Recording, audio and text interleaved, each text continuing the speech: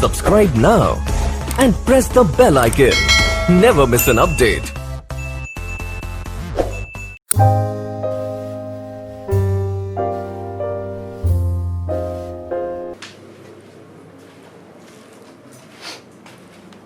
Hello everyone, this is Vikrant Punia and I am pursuing veterinary science. तो आज के हम इस वीडियो में जो टॉपिक कवर करने वाले हैं that is about the exchange of gases. अब हमने ये तो सीख लिया था कि हम इंस्पायरेशन किस तरह से करते हैं और एयर को एक्सपायरेशन किस तरह से करते हैं, लेकिन जो अब एक्सचेंज जो हमारी बॉडी के अंदर जो एक्सचेंज होता है गैसेस का, दैट मीन्स जो CO2 हम बाहर निकालते हैं और O2 हमारे ब्लड के अंदर डिफरेंट बॉडी पार्ट्स में जाती है, तो वो एक्चुअल एक्सचेंज होता कैसे है, तो उसके पीछे रीज़न क्या है, तो वो चीज़ हम अब आज इस वीडियो में देखेंगे। तो सबसे पहले जो एक्सचेंज ऑफ गैसेस की बात करते हैं तो हमारे मन में सबसे पहली बात आती है दैट इज़ द एल्वोलाई। हम जानते हैं कि लंग्स के अंदर गैसेस का एक्सचेंज हो रहा होता है और लंग्स के अंदर भी क्या एल्वोलाइज के अंदर गैसेस का एक्सचेंज हो रहा होता है। तो हम क्या कह सकते हैं, primary site of exchange of gases क्या होती है, that is the alveoli, right. अब एल्वोलाइज के अंदर क्या होता है, एक्चुअल में कैसे एक्सचेंज होता है, तो आप जानते हो कि एल्वोलाइज में क्या होती हैं, आर्टरीज आती हैं और वो आर्टरी जो हैं वो डिवाइड हो जाती हैं छोटी छोटी, there is a numerous small capillaries में वो डिवाइड हो जाती हैं, न्यूमरस स्मॉल कैपिलरीज में वो डिवाइड हो जाती हैं और वो वहाँ पर जाकर क्या करती हैं, उसमें एक्सचेंज होता है। अभी मैं इसके बाद बताऊंगा कैसे होता है। तो एक तो हमारे लंग्स में एल्वोलाइज में एक्सचेंज हो रहा है और उसके बाद कहाँ पर होता है दूसरा गैस का एक्सचेंज, वो होता है जब आपका यहाँ से आर्टरीज आई एल्वोलाइज में और वो पूरा एक्सचेंज गैसेस का हो गया। अब वो फर्दर ब्लड कहाँ मूव करता है, हार्ट में करता है और हार्ट उसे क्या करता है, पंप कर देता है। पंप क्यों करता है, ताकि वो बॉडी के हर ऑर्गन हर पार्ट में पहुँच सके, तो वो उसको पंप कर देता है और पंप करके वो कहाँ जाता है, टिश्यूज़ में जाता है, डिफरेंट ऑर्गन्स में जाता है। तो फिर क्या होता है, ये जो ब्लड ये जो उसको आर्टरी लेकर जाती है टिश्यू तक, तो ये टिश्यू ये जो कैपिलरीज टिश्यू तक ब्लड को लेकर आती हैं, तो यहाँ पर फिर अगेन एक्सचेंज हो रहा होता है। तो किस किस के बीच में हो रहा होता है, देयर इज बिटवीन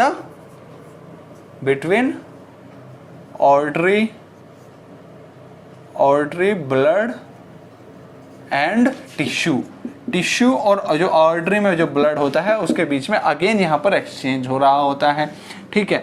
अब ये एक्सचेंज होता कैसे है उस चीज़ को हम समझते हैं। तो as you all know, in the environment, in the atmosphere there is a air is present और in air there are various gases are present, ठीक है। बहुत सारी गैसेस हमारे एनवायरनमेंट में प्रेजेंट होती है, लेकिन हम बात करते हैं हमारे O2 की, ऑक्सीजन की और कार्बन डाइऑक्साइड की। तो जब हम किसी इंडिविजुअल गैस के बारे में, जी उसके प्रेशर के बारे में बात करते हैं, तो हम एक नई टर्म यूज करते हैं that is the partial pressure. क्या बोलते हैं उसको, पार्शियल प्रेशर। तो पार्शियल प्रेशर क्या होता है आइए मैं यहाँ पर लिख देता हूँ। तो पार्शियल प्रेशर क्या होता है, ठीक है, it is the pressure of individual gas inside the mixture of gas.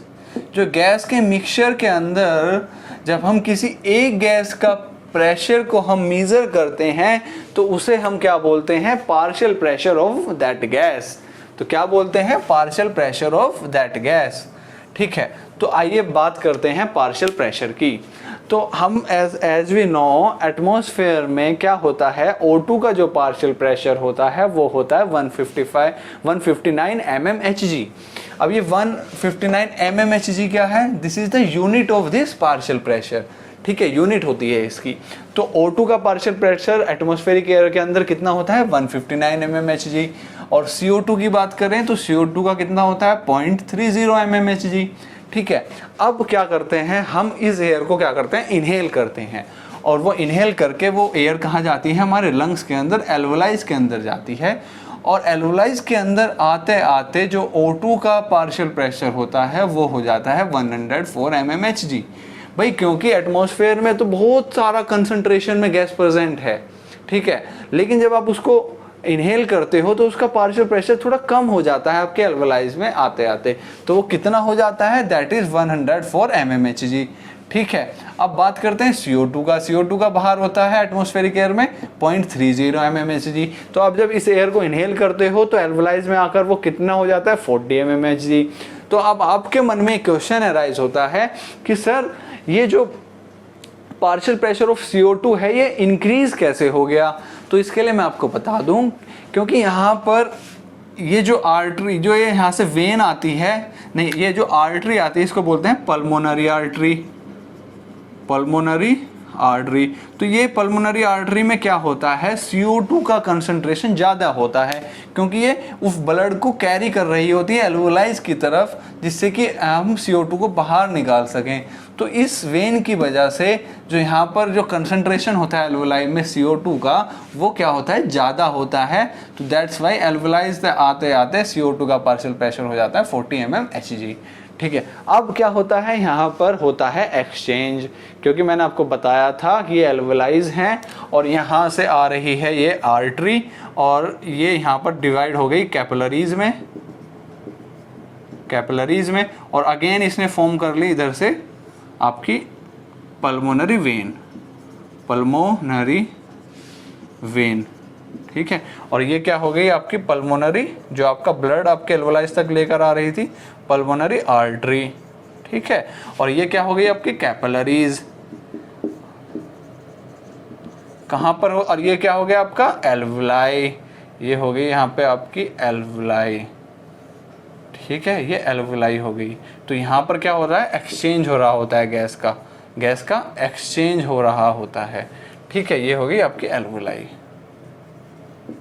ठीक है। तो यहाँ पर कुछ इस तरह का स्ट्रक्चर प्रेजेंट होता है और यहाँ पर एक्सचेंज हो रहा होता है गैस का। तो जो ये गैस है ये चली जाती है किसके अंदर, पल्मोनरी वेन के अंदर। किसकी हेल्प से जाती है, अब उसकी बात करते हैं। तो एक्चुअली इसके पीछे जो रीज़न होता है वो होता है डिफ्यूज़न का। अब डिफ्यूज़न मैंने आपको बताया था, जब गैस का डिफ्यूज़न होता है तो वो कैसे होता है, high pressure to low pressure. That means जहाँ पर गैस का प्रेशर ज़्यादा होगा वो वहाँ से फ्लो कर जाएगी लो पार्शियल प्रेशर की तरफ। तो क्या कह सकते हैं, exchange of gases, exchange of gases is held with the help of simple diffusion. Simple diffusion की वजह से आपकी गैसेस का एक्सचेंज हो रहा होता है। As you know, simple diffusion क्या होती है, एक तरह से पैसिव प्रोसेस है। पैसिव प्रोसेस होने का क्या मतलब है, दैट मीन्स कि इस प्रोसेस को होने में आपकी बॉडी में कोई भी एनर्जी का एक्सपेंडिचर नहीं हो रहा होता है, ठीक है। अब कोई जब बॉडी में एनर्जी का एक्सपेंडिचर हो नहीं रहा तो ये क्या हो गई, पैसिव प्रोसेस, ठीक है।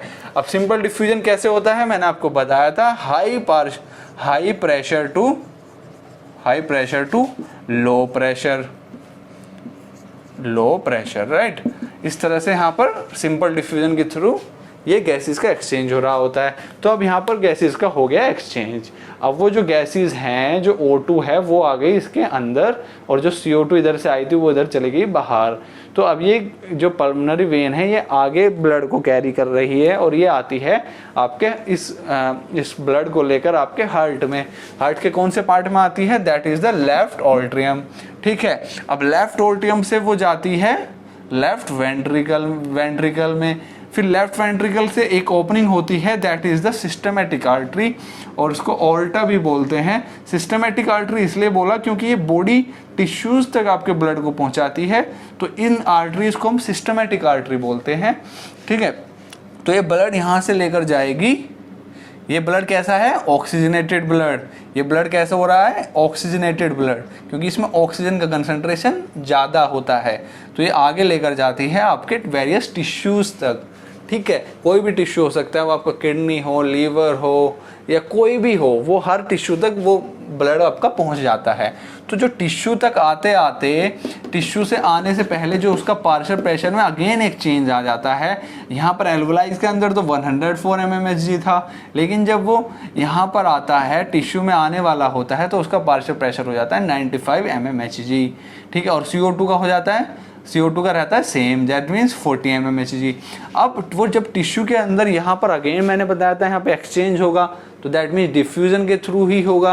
अब जब यहाँ पर क्या होता है, high partial pressure, that means 95। Tissue के अंदर जो ऑक्सीजन का पार्शियल प्रेशर होता है वो कितना रह जाता है, 40 mmHg। तो क्या होगा, ये जो सिस्टमेटिक आर्टरी है ये अपने ऑक्सीजन को दे देगी टिश्यू में। ठीक है, क्योंकि यहाँ पर इसका हाई पार्शियल प्रेशर है।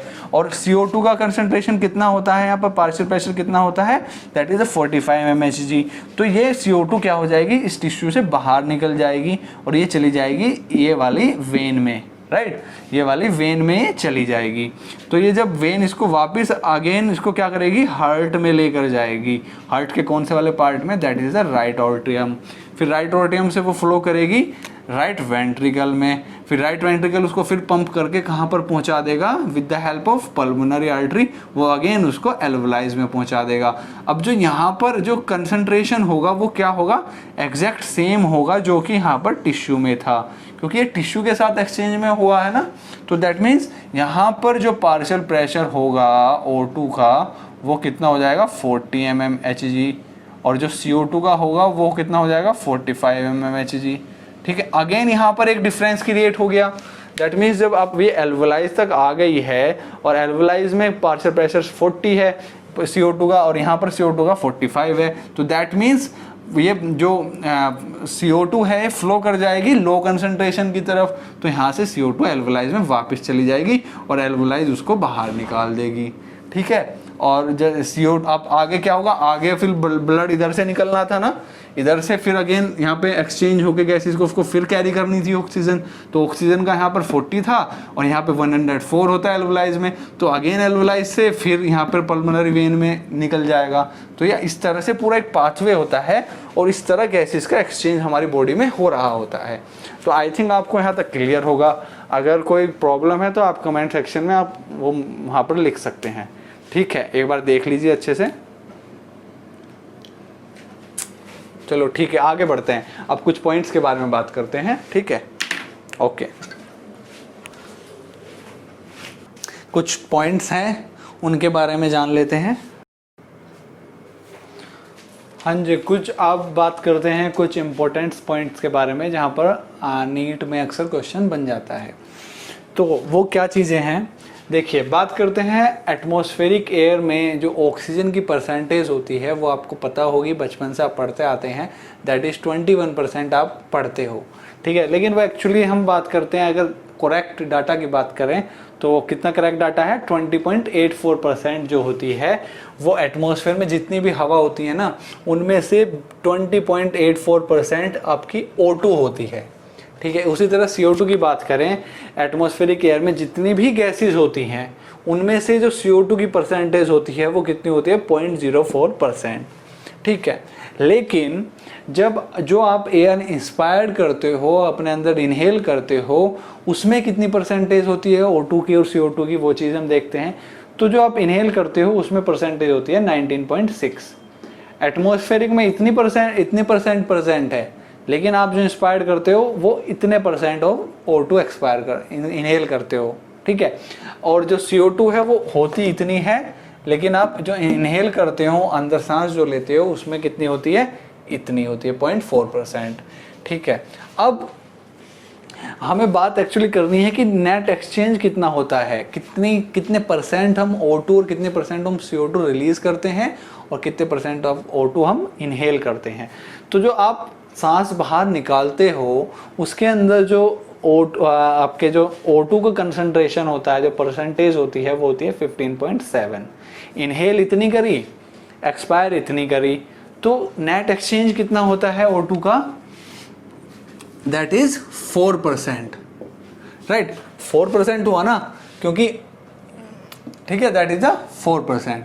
और ये इंपॉर्टेंट क्वेश्चन है, आपके नीट में पूछ लेता है। राइट, अब ऐसी O2 की बात करते हैं, इनहेल इतनी करी, एक्स बाहर इतनी निकाली तो एक्सचेंज कितना हुआ गैस का, दैट इज 3.8%, 3.86%, राइट। इतना आपका एक्सचेंज हुआ किसके किसके बीच में, ब्लड से एयर के बीच में और एयर से ब्लड के बीच में, राइट। इतनी बात क्लियर है। अब इसके बाद कर लेते हैं हम डिफ्यूजिंग कैपेसिटी की। डिफ्यूजिंग कैपेसिटी क्या होती है, चलो इसके नीचे लिख देता हूँ। Actually diffusing capacity that means किसी गैस की डिफ्यूज होने की कैपेसिटी कितनी होती है। डिफ्यूजन चाहे वो एयर में हो चाहे आपके ब्लड में हो, तो वो उसकी कैपेसिटी क्या होती है। तो बात करते हैं डिफ्यूजन कैपेसिटी की। तो डिफ्यूजन कैपेसिटी क्या होती है कि ability of an gas to diffuse, ठीक है, कि किसी गैस की कितनी एबिलिटी है डिफ्यूज होने में, चाहे वो एयर में हो रहा हो डिफ्यूजन चाहे वो ब्लड में हो रहा हो गैस का डिफ्यूजन, राइट। तो अब ये जो डिफ्यूजन कैपेसिटी होती है ये कुछ फैक्टर्स पे डिपेंड करती है, और सबसे पहला फैक्टर होता है that is the first is the solubility, ठीक है, कि किस गैस की कितनी सोल्यूबिलिटी है वो मैटर करती है, वो डिसाइड करती है उसकी डिफ्यूजन कैपेसिटी की, ठीक है। जैसे कि फॉर एग्जांपल हम बात करते हैं, जो आपकी CO2 होती है, जो आपकी CO2 होती है उसकी जो सोल्यूबिलिटी होती है, CO2 solubility is much higher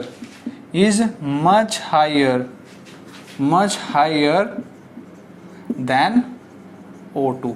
That means कि जो CO2 है वो कितनी ज़्यादा इजीली किसी भी सॉल्वेंट में घुल सकती है, वो उस चीज़ को बताती है सोल्यूबिलिटी उसकी। तो जो आपकी CO2 की सोल्यूबिलिटी होती है वो काफ़ी ज़्यादा होती है O2 से। कितनी ज़्यादा होती है, that is much higher, that is 20 to 25%, 20 to 25 times, right. इतनी बात क्लियर है, ठीक है। अब एक टॉपिक बचता है, इसके बाद फिर हम अगले टॉपिक की तरफ बढ़ेंगे। अब बात कर लेते हैं थोड़ी रेस्पिरेटरी मेम्ब्रेन्स के बारे में, ठीक है। एक्चुअली सिंपल सी चीज़ें हैं, आप देख लीजिए।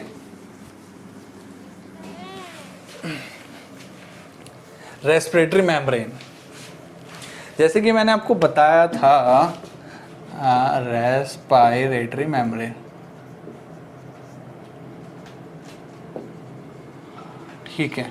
मैंने आपको बताया था कि जो एक्सचेंज ऑफ गैसेस किस किस के बीच में होता है, एल्वोलाई के और ब्लड कैपिलरीज के। तो देखिएगा दिस इज द एल्वोलाई, और इसके साथ साथ यहाँ पर क्या है, ये है आपकी ब्लड कैपिलरी, ठीक है। This is the blood capillary and this is the alveoli, right. अब this is the alveoli, this is the blood capillaries. अब जो इसके बीच में जो स्पेस है, यहाँ पर क्या होता है, एक फ्लूइड प्रेजेंट होता है, दैट इज एक सब्सटेंस प्रेजेंट होता है, that is the basement substance, right. अब हमें बात करनी है रेस्पिरेटरी मेम्ब्रेन्स के बारे में। तो जो एल्वोलाई की जो ये मेम्ब्रेन होती है, जो एल्वोलाई की ये मेम्ब्रेन होती है, ये किसकी बनी होती है, ये बनी होती है थीन स्क्वायमस एपिथेलियम की, थीन स्क्वायमस एपिथेलियम, ठीक है। अब जहां पर भी ये वर्ड यूज होता है ना स्क्वायमस, तो ये मेनली इसका मतलब होता है कि यहाँ पर इस मेम्ब्रेन के थ्रू डिफ्यूजन बहुत इजीली हो जाता है, और ये मेनली डिफ्यूजन की वजह, जहाँ जहाँ भी बॉडी में डिफ्यूजन होगा वहाँ ये स्क्वायमस एपिथेलियम प्रेजेंट होगी, राइट। ये बात आप आगे के लिए याद रखना, ये बहुत ज़्यादा आगे यूज़ होती है। तो जो ये एल्वोलाई की मेम्ब्रेन है, ये क्या हो गई, थिन स्क्वायमस एपिथेलियम, ठीक है। अब बीच में क्या प्रेजेंट हो गया, बेसमेंट मेम्ब्रेन, ठीक है। अब जो ये एल्वोलाई है, वो जो ब्लड कैपिलरीज है, ये उसकी जो ब्लड कैपिलरीज की जो ये वाली मेम्ब्रेन है, इसको हम क्या बोलते हैं, that is endothelium capillaries, endothelium capillaries. तो ये कौन सी लेयर हो गई आपकी, एंडोथीलियम लेयर, ठीक है। और इनके बीच में क्या हो जाता है, डिफ्यूजन होता है। किस तरह से डिफ्यूजन होता है, अगर एल्वोलाई से आपके ब्लड कैपिलरीज में डिफ्यूजन होता है, डिफ्यूजन हो रहा है, ये diffusion of O2, diffusion of O2। और आपके ब्लड कैपिलरीज से एल्वोलाइज में किसका डिफ्यूजन होता है, किसका डिफ्यूजन होता है, diffusion of CO2, diffusion of CO2। और मैंने जो बताया था वो किस तरह का डिफ्यूजन होता है, सिंपल डिफ्यूजन, जो कि कैसी होती है, एक पैसिव प्रोसेस होती है।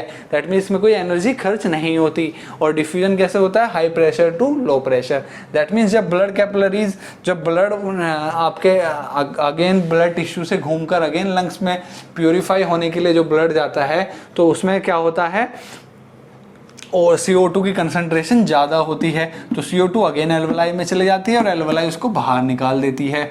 और जो एल्वोलाई में क्या O2 की कंसंट्रेशन ज़्यादा होती है, तो वो अगेन उसमें ब्लड में चली जाती है।